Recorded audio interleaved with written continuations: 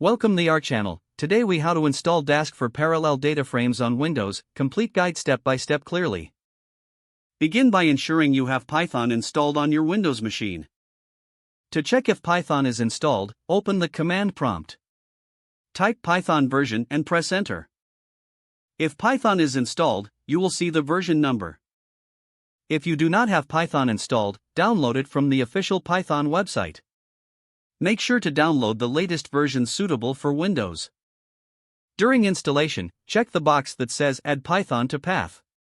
After Python is installed, open the command prompt again. Next, you will need to install pip if it is not already installed. Type pip version and press enter to check if pip is installed. If not installed, you can download git-pip.py and run it with Python. Now that you have Python and pip installed, it's time to install Dask.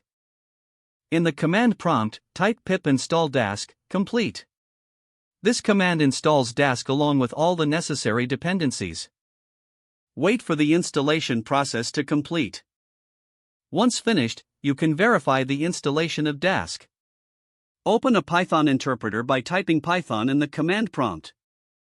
In the interpreter, type import Dask. If no error message appears, Dask is successfully installed. To utilize Dask for parallel data frames, you'll also need the pandas library. Install pandas by typing pip install pandas in the command prompt. Confirm the installation by running import pandas in the Python interpreter. You are now ready to use Dask for parallel data processing.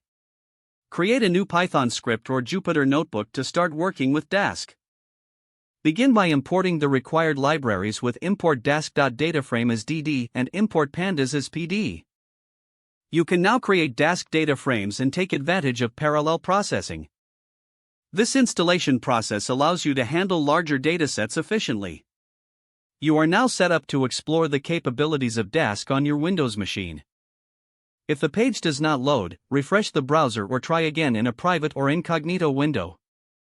Don't forget to like this video and subscribe to our channel for more step-by-step tech guides.